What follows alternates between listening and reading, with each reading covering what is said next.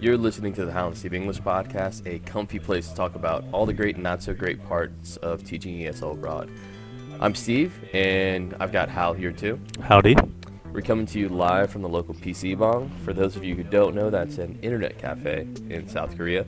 We got a little bit of construction going on today, so you're going to hear a bunch of hammers, a bunch of buzzsaws, and a bunch of other crazy stuff. But we figured it just adds more charm to the show. So today we're going to talk about how we ended up here as ESL teachers abroad. Stay tuned. Alright guys, so today's topic is how we ended up as ESL teachers abroad. I'm sure you're all very interested in that tale, but before we get going, let me remind you that this week we've got our great, gigantic Uno pack out and about. How many Uno decks did you make?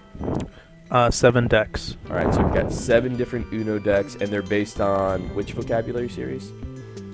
Was that the Cambridge YLE? Good, yeah. They're based on the YLE vocabulary series. So basically that's great for students that are in elementary school or any students that are A2 level or below. So anybody who's beginner, intermediate, or below.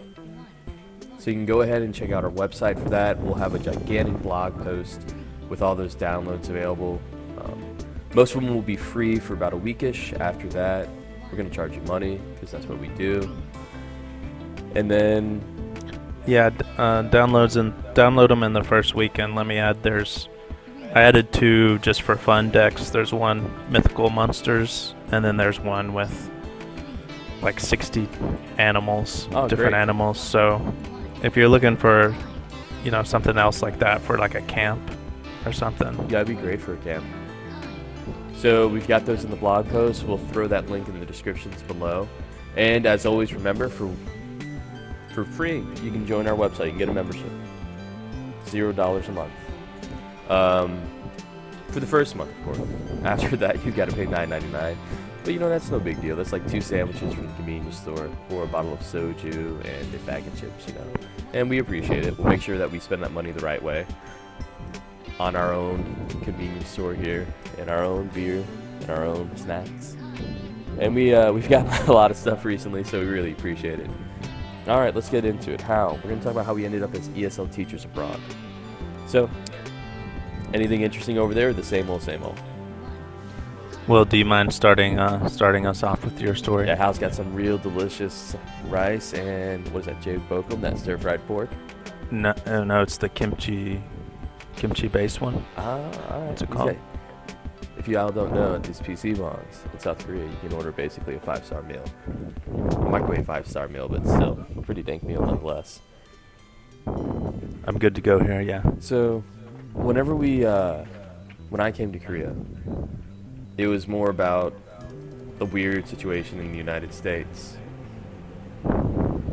What was your main decision? Was it the fact that you really wanted to be an ESL teacher, or was it that there's really not much going on in the USA?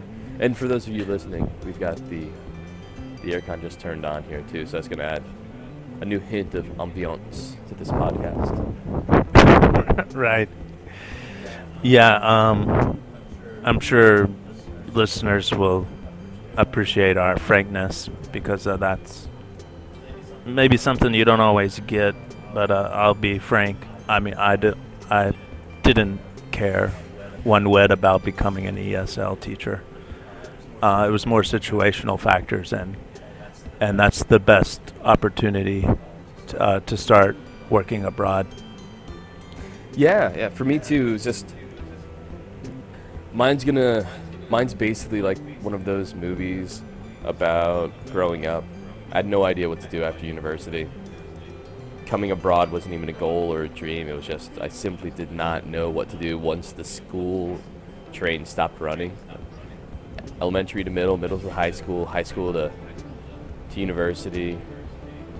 And when I graduated university, I thought, wow, what am I supposed to do next? There's nothing going on. I've already mentioned this to you, but I've got really useless university degrees. I've got a degree in Latin / classical studies, and I've got a degree in history. Not much you can do with those. And it feels really awesome to study those in an academic setting, and it feels really great to kind of progress through that system. But once you've graduated, you've got to turn that passion into a career, and most of those careers kind of suck.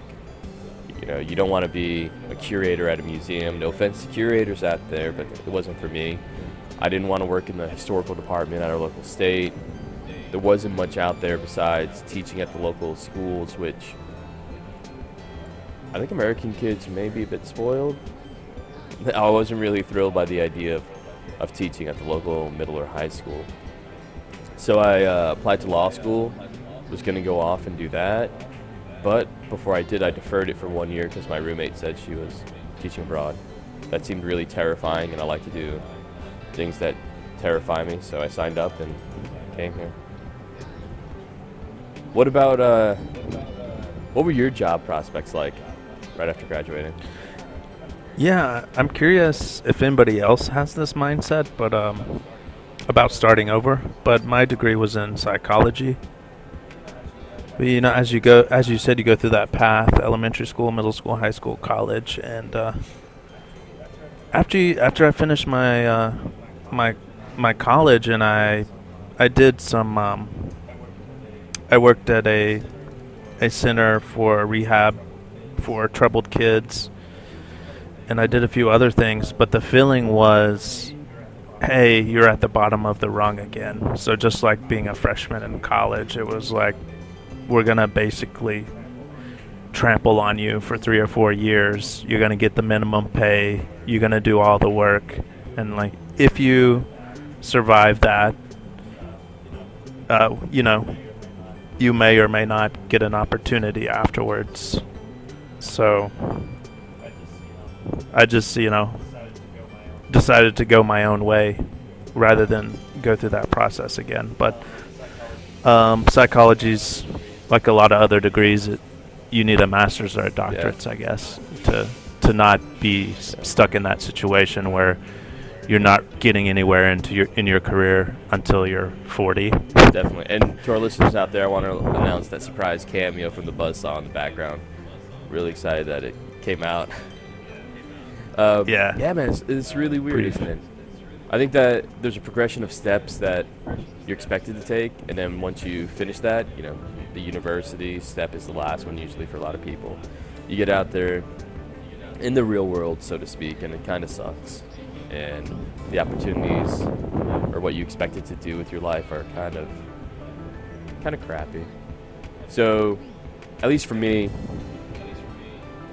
again, I really want to blame my parents, but I want to blame somebody. But there was a weird expectation. I guess the boomers had a really hard time, or the previous generation had a really hard time, really tough expectations. So my parents actively dissuaded me from pursuing careers, and they didn't really teach me about saving money or, you know, just what you need to be an adult, right?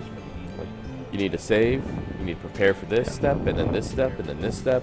You don't want to be a 35-year-old dude with $0 in savings and, you know, zero prospects and no skills in your backpack to pursue a good job. My parents really probably were typically the best in the way that they were just like, do what you want, man. What's your favorite thing? Go ahead and do that. But in college, when you look at all those different majors, there's nothing that shouts at you, this is awesome, this is the best. Like, nothing says, when you're looking at the documents of the College of Arts and Sciences, oh, be a video game designer, be a podcaster, be a dude who travels abroad. There's actually, surprisingly, no major that says that. It says these other things, and you've got to choose from these other things something that's somewhat sort of interesting to you. It may not even be your passion, but from these limited choices, you got to choose something that's interesting. And it probably doesn't lend itself to the type of lifestyle that you want as an adult. And that's what I discovered. I was told to pursue what I'm passionate about, and from the limited things that I found on the college menu, I chose some that I was more passionate about than others, but not necessarily passionate about. And when all was said and done, there's just nothing left for me to do with that. So I had to find a way to keep life interesting, I guess. Yeah, I'd say I had a very similar experience with my parents. Why is it ESL teaching, I guess? Why did you choose ESL teaching as opposed to anything else? Well, if you do, this was 8 years ago, mind you, but if you did a Google search even back then, you're going to get the top result by far was teach ESL in Korea, and number 2 was teach ESL in Japan. And Japan was a little bit harder to get into. I'm sure the Japanese ESL teachers love hearing Korea. that. They're a snooty bunch, no offense.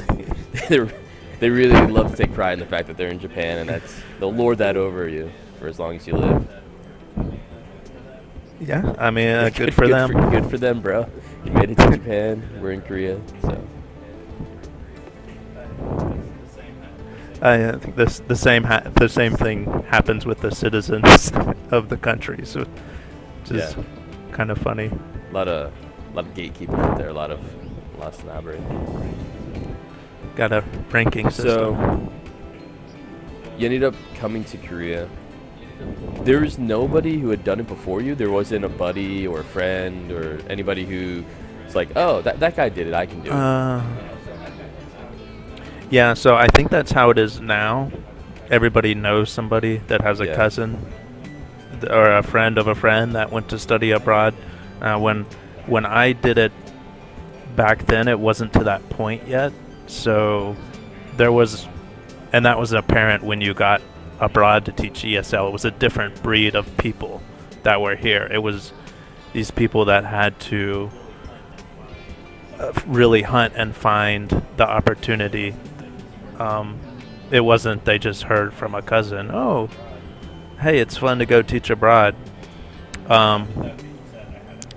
Yeah, but that being said, I had a cousin that was like, I know somebody that went to teach in Korea, and they said it's like awesome. And thankfully, I actually had traveled a good bit when I was younger, so I knew it wasn't scary for me. I knew it would be. I knew it was what I wanted to do. So I jumped on that. Never looked back. Yeah, it's really interesting. So for the listeners out there, I've known Hal for years, and whenever I hear Hal talk about life in Korea as an ESL teacher before about 2012, which is when I arrived, it sounds like the Wild West.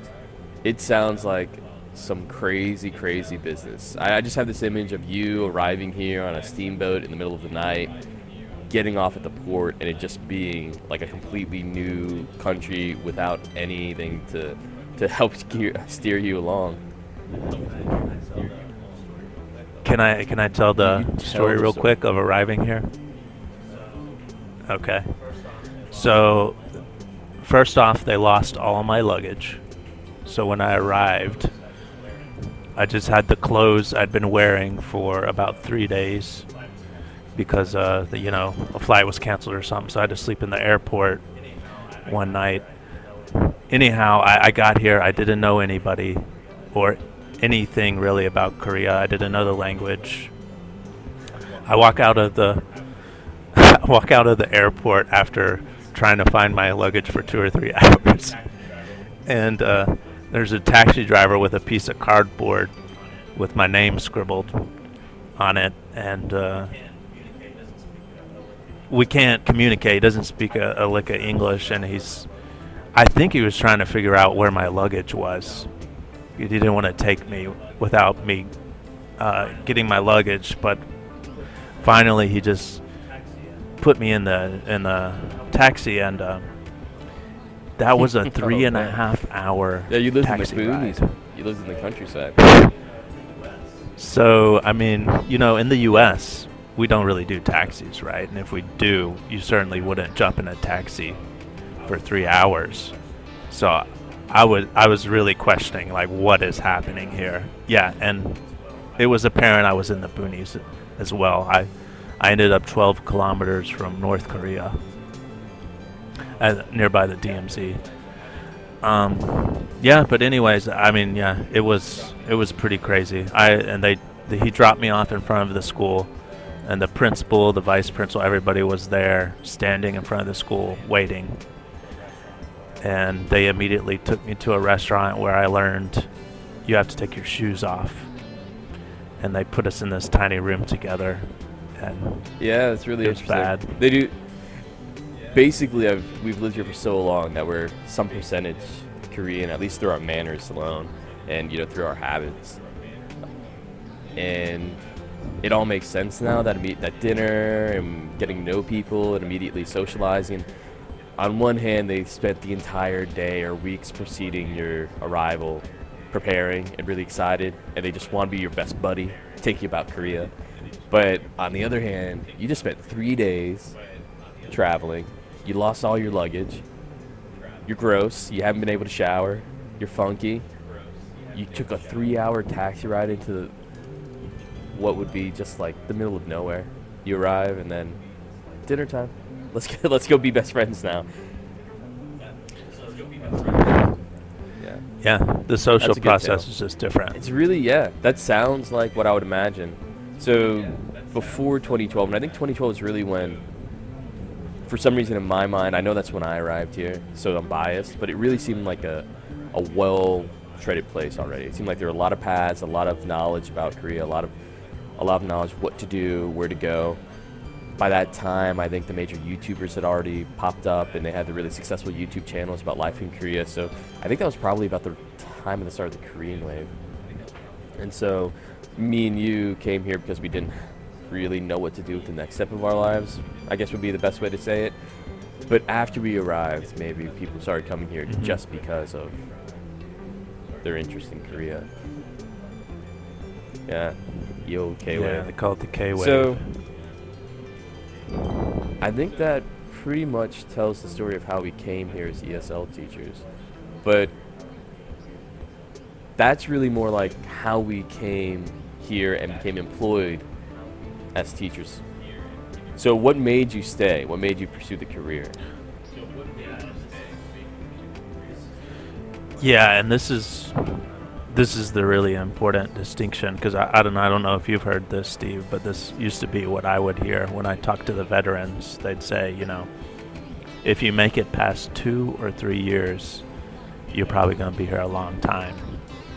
And if you don't, if you're just a year, there's people that are here just for a year or two, and there's a big difference in those teachers, those people. So, well, what made you stay? I think I forgot it's your pretty question easy to there, get, but I hate to say it's pretty easy to get hired as an ESL teacher. But if you're a kid in America with a bachelor's degree, yeah, you can become an ESL teacher pretty easily anywhere else. That doesn't mean that you're not, that you haven't worked hard in school, that you didn't work hard at university, because a bachelor's degree from an American university or an English-speaking country, it's pretty impressive anywhere you go. It's pretty powerful anywhere you go. Oh, we got some more cameos in the background. But that doesn't mean that you're going to stick around and make that your career. Usually, like we said, people come here because they don't know what they're doing with their next step. They want to go hang out with BTS. They want to just be a YouTuber. But you didn't, and I didn't. So what made you stick it to a career? Well, yeah. Well, let me lay out those figures. I started out at a public school. They gave me 5 to 6 weeks paid vacation. 6 weeks paid vacation? Yeah. If you do actually more than that off the books. Yeah, that whole summer period where they made you sit in there and at the computer. Oh, man. Yeah. They didn't make me do that, so actually like 2 to 3 months off the books. But yeah, I got about, the further you go out, the more they'll offer you in the contract, because especially Americans, I don't know about other nationalities, they all want to go to Seoul. So in your contract, it'll be a lot juicier if you're willing to get away from Seoul. But yeah, I think 5 to 6 weeks paid vacation. Started out at about 2.1 or 2.2. So 2.1 million. You get a bonus, rural bonus. Yeah, over $2,000 starting out, and then paid housing as well. And it's a real cushy job. I mean, it's a 9 to 5, and you've got maybe 20 hours teaching. So it's a wonderful job for somebody starting out, especially if you contrast it with the reasons me and Steve left the U.S. I think the only reason you don't keep working that kind of job is if it's just entirely stressful or you can't handle being abroad. I think it's kind of a given, right? Like, to stick that job out and save some of that money. Just hear, pay like, off I some think of your debt. many people might hear those figures and think, wow, that's low, like $2,000 a month. But they also don't realize that you don't have a need for a car. You, like you said, your housing's paid for. And what's being taken out of your contract every month is close to nothing. You've got health insurance provided. There's a lot of things that you're not paying for. Yeah. Oh, Yeah. it's wonderful, the medical insurance. So, I and your think it adds pension up is pretty crazy, pretty too. easily, especially if you live in the countryside and you're able to save. Well, and the money thing, I mean, if anybody's concerned about money here, you know, you just start doing private tutoring on the side for $30-40 an hour. Yeah, I think one of the starting things out, that makes so. people not stick it out is they don't really see a future in it, or there's a stigma. There's a really strong stigma against being abroad, and being abroad, especially in a career that you're not trained for, or that you didn't study for. So that's probably a topic for another podcast. But when you're abroad, you'll suddenly get all these messages from friends that you rarely talk to, family members that only call you during Christmas usually, and ex-girlfriends or ex-boyfriends, all talking about how much they miss you and how much they want you to come home, or, you know, maybe they'll even tell you how you need to get back to the real world. You know, the real world being what's home. That can really pressure you into coming back home. It worked on me. I ended up going home after my first contract because all these people apparently couldn't live without me. And I went home, and after a few days, all these people could live without me. And they really didn't want to hang out with me. We weren't going around and, you know, killing the town, painting the town red. We weren't going around doing awesome things like they seemed to want to have done when they were messaging me and emailing me and calling me. And I think that's probably a big factor too in why people don't stick it out. It's just like there's a lot of pressure from your family and from your peers back home to getting you to return, either to make them feel safe and to keep the status quo going in their mind, or maybe you're just having too much fun and they feel like crap looking at your Facebook feed because they see that you're eating crazy food, meeting crazy awesome people, and, you know, basically moving forward with your life post university. And, you know, how can you move forward without them? That's crazy. I think there's a lot of pressure in that, getting people to come home. But from a professional perspective, you really, the things that keep you here, the things that kept you motivated, where that job was just really, really nice compared to what you were doing before.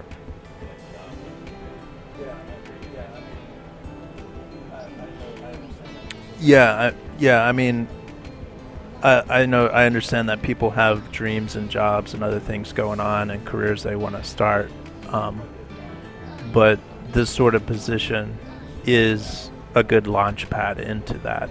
You're not stressed out. You're not working late. You're in a very kind of good setting to go where you want, which is different from when you're sitting around the U.S. with all that pressure on you and you've just finished and you're working as an intern or, you know, somewhere for $8 an hour. To get to your dream from there looks a lot different to getting to your dream from where we're at now. For me, I've got zero interest in teaching in the United States.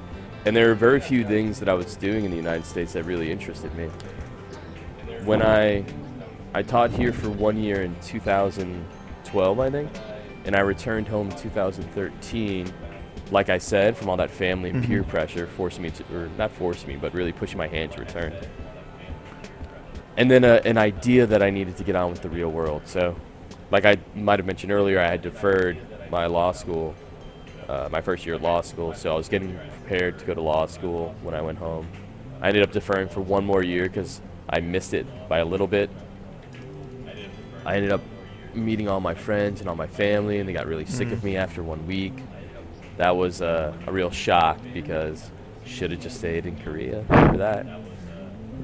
And I had a really like a down time, not a depressed time, but definitely like a bummer. All my friends seemed to have gone on to do either awesome things or things that didn't include me.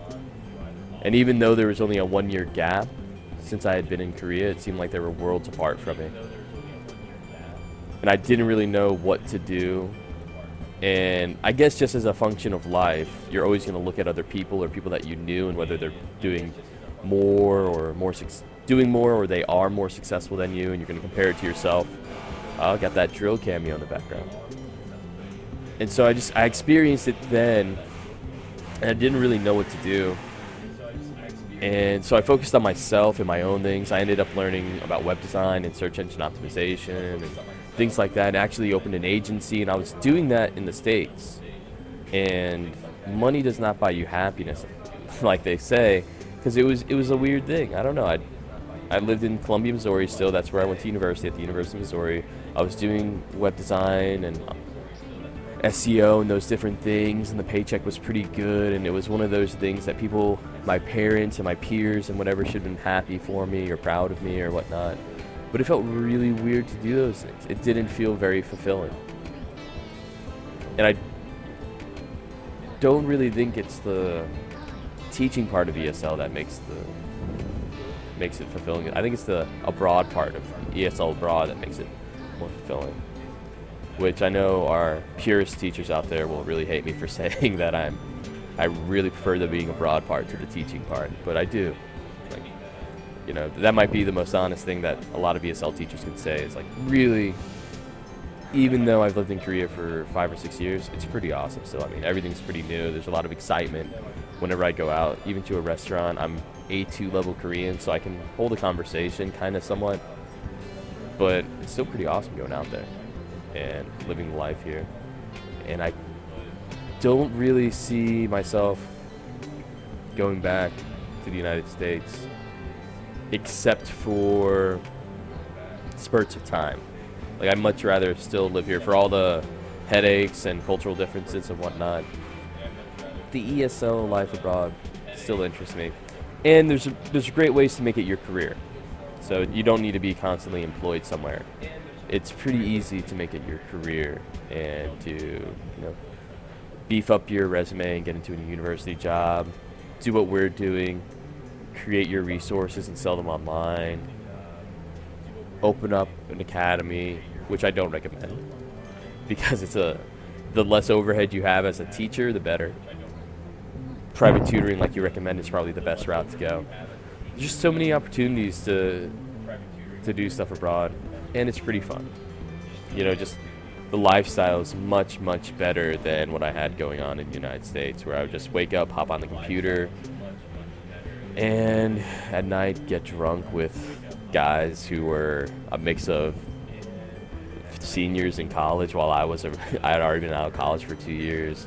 So I had the seniors and the law school kids. Still hanging out with them was a really weird, kind of depressing experience, because I knew as an adult something had to give. I shouldn't be doing this. I should not be retreading my college town. For me, anyway, that's why I stuck through being an ESL teacher abroad. I guess that's a long ramble, but I ended up coming back, folks. So I was in America doing web design and SEO for a year, and despite whatever expectation my parents and my friends put on me and how successful I was now, or I was at that time in their eyes, it just didn't fix the problem, which was I was just not living the lifestyle that I wanted. Ended up coming back to Korea to continue doing ESL, and House of English basically started there.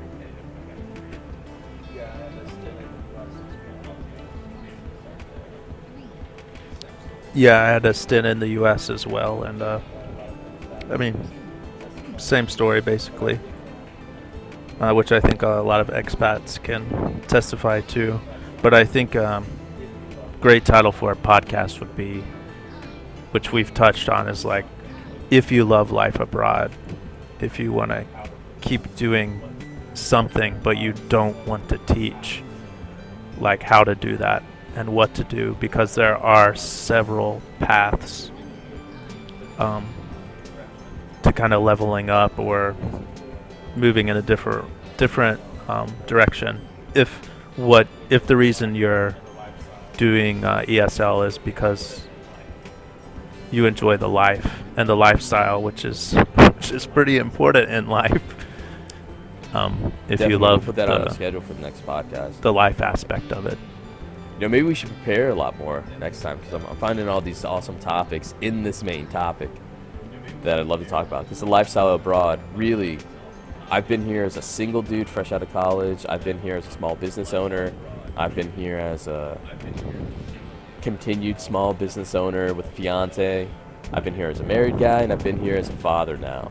It all happened pretty quick, but every part of that life I have really enjoyed living abroad, and living in Korea especially. It's just, the money's good.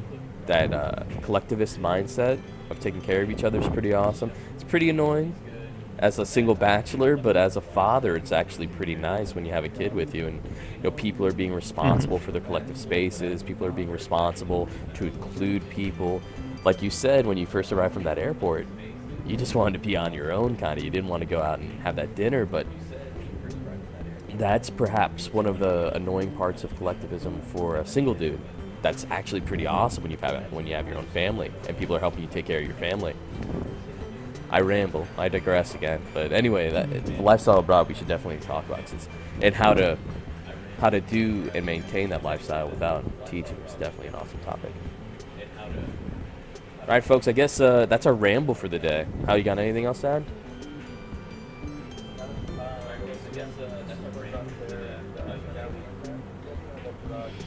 No, let's close off there, and we had kind of a broad topic. Yeah, you'll hear us talk about today. it from time to time, and if So you're hoping to hear a we'll parse through chronological that. tale, a sequential tale of how we actually came here, my apologies. You know us, we ramble, mostly me, just rambling on about stuff, aimless. So folks, we really appreciate you tuning into these podcasts. Make sure that you subscribe wherever you can. You're going to see these on YouTube. You're going to see these on a few of the podcast networks out there. We still don't really know and understand how podcast works, but we're figuring it out. Our boy Joe Rogan is out there on YouTube. It can't be that hard. As always, head to howlandsaveenglish.com to get your hands on one of our memberships. You're going to get access to thousands of resources. It's pretty awesome. It costs $10 a month, basically, after your first free trial month. We really appreciate it if you give us money. We like money because that means we don't have to teach. It's pretty awesome. You're supporting fellow people who don't want to hear kids shout at us. We want candy. Or you're helping us avoid that, I should say. Because we do own Academy, so we do like to teach, if anybody asks. We like to teach our kids. Not too much, but we do. All right, and if you guys want to be involved in this podcast or our website at all, definitely reach out to us, Steve at howlandsaveenglish.com, or go to our website and hit the contact form. Get involved, shoot us some questions if you want us to cover a certain topic. No problem. Just let us know. All right, we'll catch you next time.